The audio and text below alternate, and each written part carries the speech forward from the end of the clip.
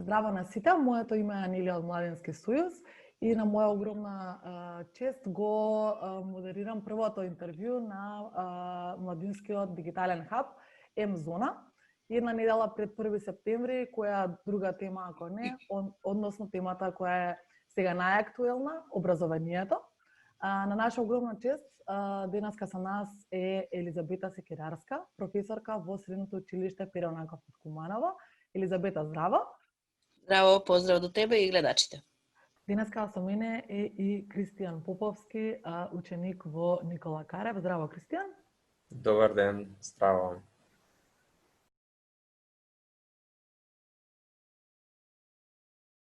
Со оглед на тоа дека без малку 3 децении сум во образование, многу добро го познавам и го живеам како и професионално и лично, секојдневие.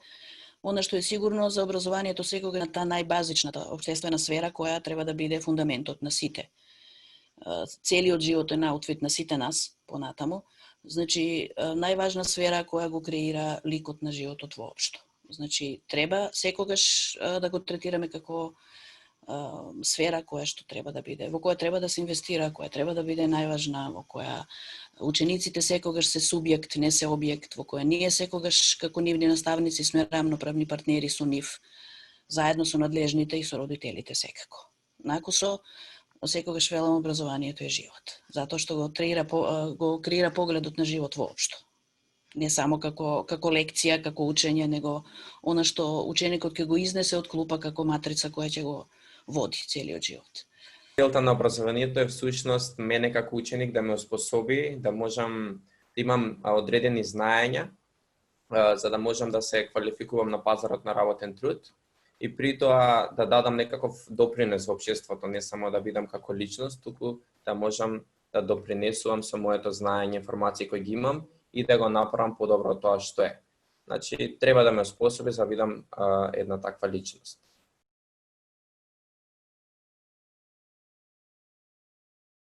Некаде од 10 марта, ако добро се сеќавам, сите сме затворени, нели? И се даваме се од себе како наставници да не ги изгубиме учениците од вид, независно од тоа што општото мислење дека на нас наставниците не е лесно затоа што седиме дома и нели ги канализираме работните обврски според тоа како ние се чувствуваме во моментот, воопшто не е така. Јас секогаш велам дека и стојам за тоа дека на нас класичниот, вообичаениот училишен простор, нашата училница, ни недостасува повеќе отколку на учениците. На нас учениците повеќе ни недостасуваат него обратно. Значи, не е едноставно да бидеш учител и да ги градиш ученичките погледи со тоа што си во директен контакт со нив толку години. Ситуацијата е за сите драматична, не затекна сите, да не се лажеме, значи сите се најдовме во ситуација во која не знаеме што да правиме. Од една страна сме свесни дека ризикот, ќе позборуваме, се надеваме малце подосна повеќе за тоа, накратко, нели, ризикот е голем, во секој случај, во моментов за директен контакт. Од друга страна, онлайн пристапите, секој наставник на свој начин, техничките ограничувања, за кои многу се зборува и пишува, нели, веќе апсолвирана тема.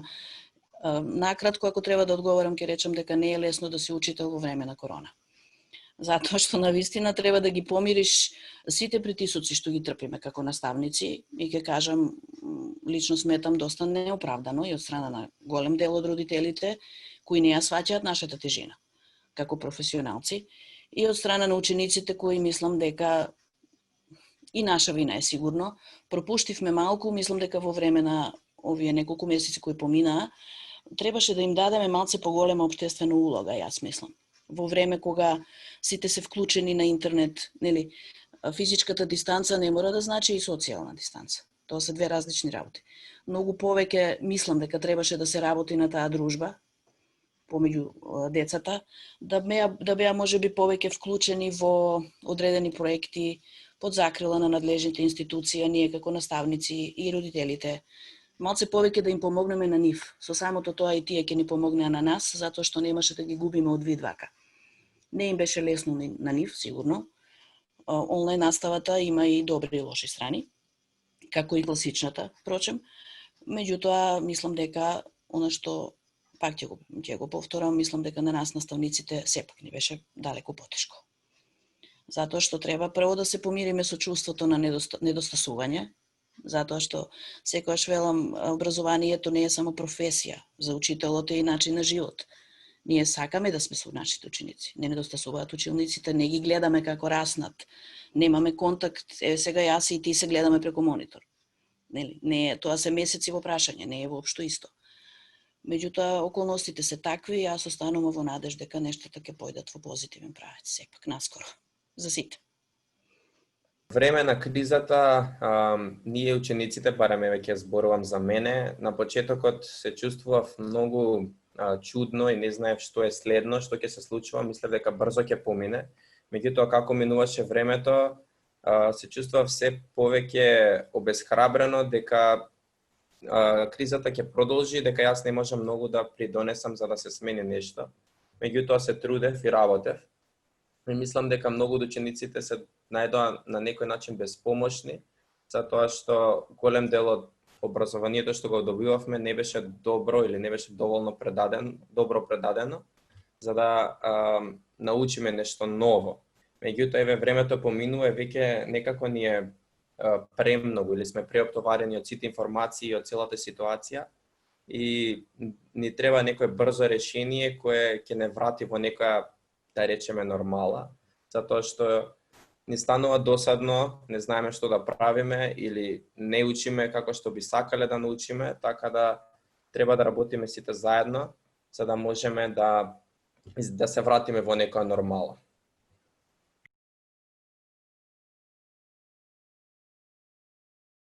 Независно од тоа што припаѓам на фелата, ќе речам дека прво мислам дека поддршката на учениците требаше најголемиот дел да ја дадеме ние, како нивни наставници.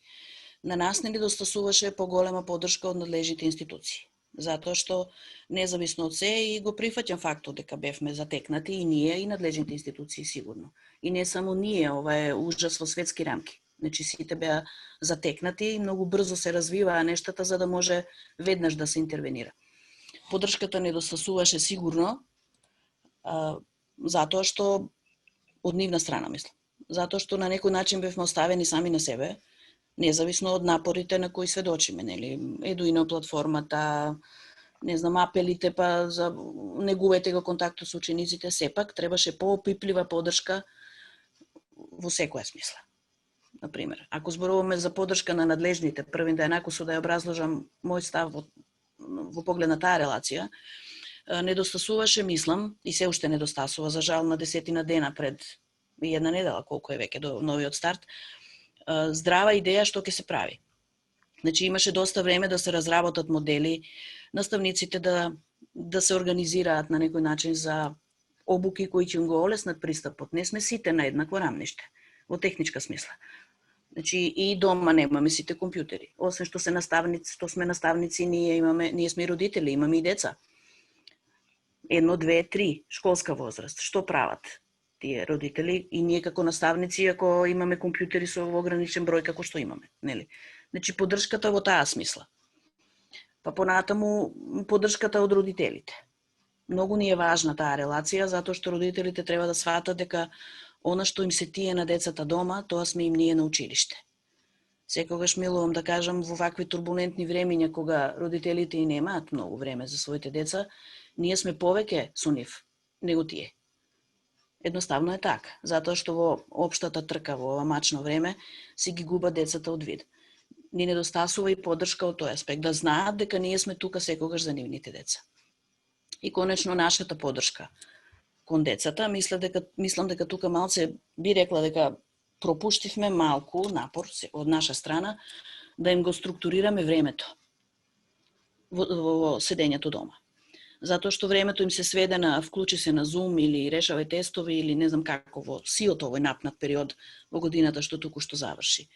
Може би повеќе требаше, и сигурна сум дека е така, повеќе да зборуваме за тоа како се чувствуваат, затоа што на нив како млади битија им е потешко да се заклучени него на нас. Како се чувствуваат и како да им помогнеме да си го организираат времето подобро, отколку дали ќе научат лекција 2-3 или дали ќе напишат тест. Мислам дека училиштето не е само лекција. Сигурно. Училиштето е нешто многу повеќе. Во време на корона тоа го пропуштивме. Таа поддршка, ако ја земеме поддршката во апсолутна смисла, се обидов во неколку релации да ти ја појаснам. Значи, надлежните со нас, па и ние наставниците меѓу себе. Тоа е па посебна приказка за која не би сакала да зборувам сигурно. Фелата боледува како секоја фела, затоа што времењата се тешки и конечно ги губим учениците од вид кои се најважен аспект. Мислам дека главната поддршка за време на оваа цела пандемија всушност треба да не даваат професорите, меѓутоа и институциите да не охрабруваат да продолжуваме и да не се откажуваме на најмалата пречка или кога ќе видиме дека на пример часот кој го имаме не е добар, не треба да се откажеме да речеме готово, толку е. Туку всушност треба да не потикнуваат да бидеме истрајни за да и ние се вклучиме и да им помогнеме на професорите и да имаме некое поголемо трпение. Клучната поддршка треба да доаѓа најпрво од професорите, затоа што времето најмногу го поминуваме со нив, меѓутоа дефинитивно институциите треба да се вклучат и да ни покажат дека се грижат за нас, дека не се само да донесуваат некакви одлуки, туку дека тука се да се грижат за нас и да ни помогнат да го слушнат нашиот глас и да ни помогнат да излеземе на крај со целата оваа ситуација.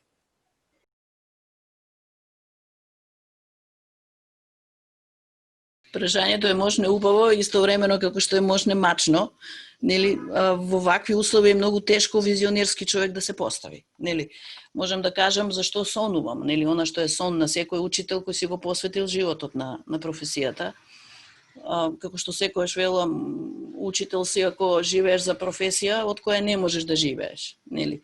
Тоа е така дефиниција за учителствување. Верувам дека секој учител кој се вложува себе максимално во професијата го негува тој сон.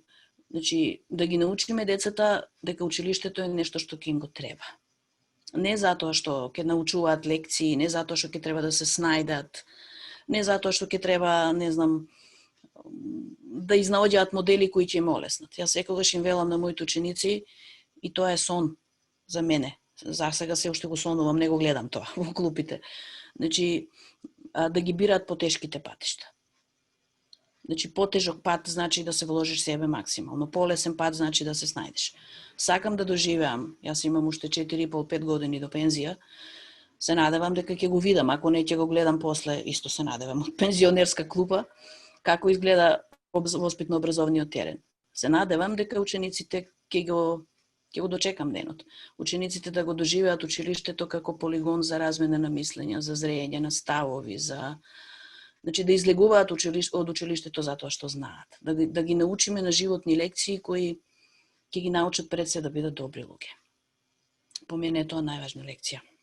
Се друго се учи. Знаете, вие можете сега посебно во време на интернет. Тие можат да учат сосема без нас. Ако збориме честно, можат да ги наоѓаат лекциите, можат. Ние им требаме како насочувачи. Да ги научиме да бидат самостојни и да се борат за себе и да учат затоа што тоа ќе им го треба. За нив лично. Би рекол дека дефинитивно би сакал да се вратиме во нормала каде што би можеле да учиме од училиште, не од дома и да просторот во кој учиме да биде помодернизиран, да биде со повеќе опрема, да не биде само теоретски предавање на материјалот, туку повеќе се користат дигиталните алатки, да се има повеќе пракса во училиштата или така да се покажуваат некои од вежбите по некои од предметите и професорите дефинитивно да бидат пообучени, односно да се доквалификуваат, да се дообучат, за да можат со нови методи, помодерни методи да ни го пренесат знаењето кои го имаат, а не само да ни предаваат, па ние делумно сме научиле, делумно не сме научиле. Значи, таа е мојата визија, да се подобри системот во глобал.